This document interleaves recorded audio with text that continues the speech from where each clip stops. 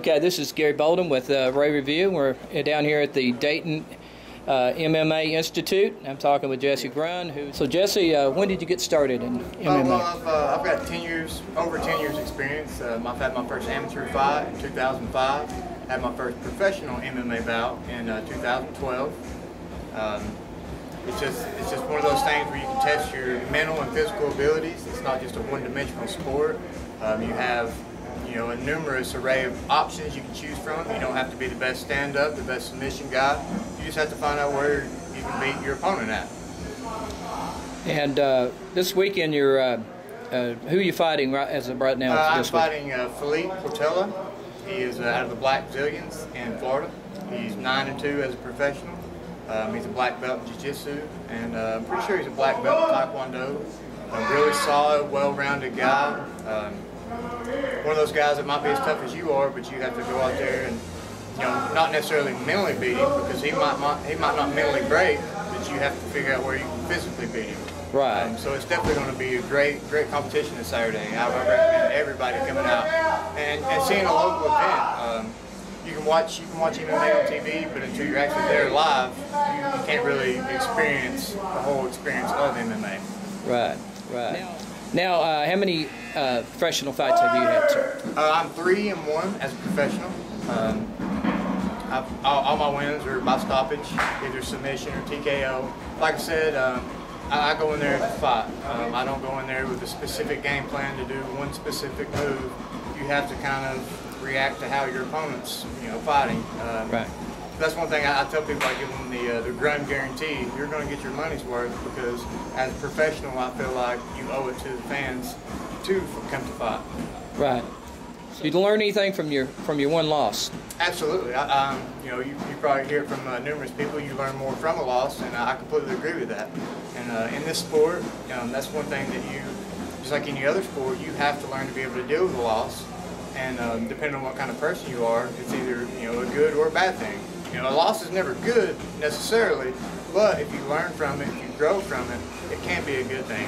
And if you're in the sport just to never lose, to be number one, you're not going to make any progression. You're not going to progress, because you have to fail. You have to try and fail in order to make improvements.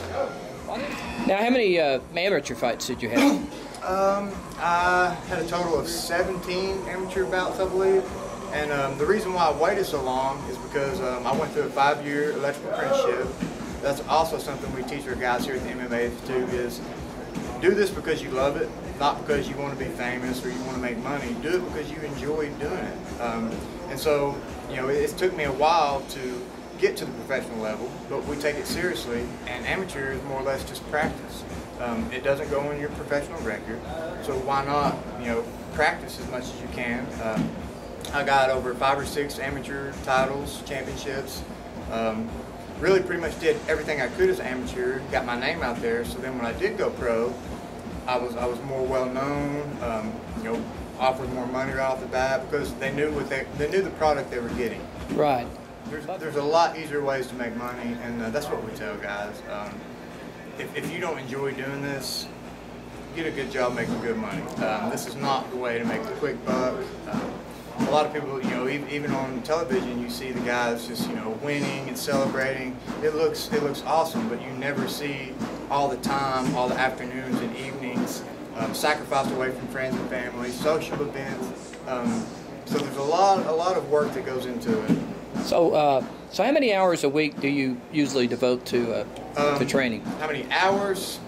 I couldn't even guess how many hours, but I'm in here every day, and luckily with my job, that's another thing too. I've got a good scheduled job where on my lunch breaks or before work, I can go do conditioning also, so I can work out a couple times a day. But I'm in here at least 5 to 6 days a week, every week, and that's whether I'm training or whether I'm teaching. That's one thing we really push guys. Just because you're not competing, you still need to be in here for everybody else that's competing, because you want them in here when you're training, so you have to do the same for them. Yeah.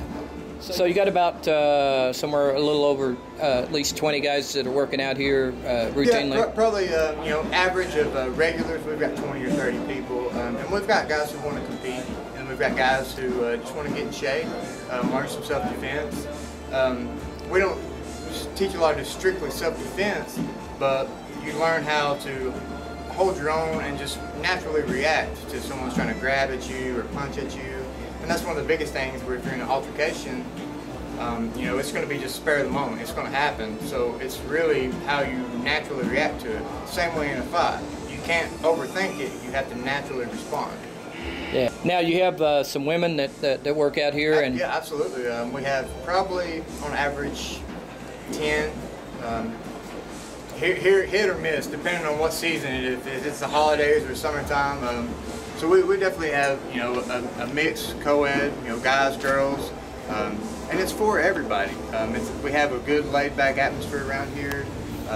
We tell everybody it's your workout, it's your pace, your ability, and I tell guys that, you know, the pain and the sacrifice you endure during your training is a direct reflection of how much results you're going to get.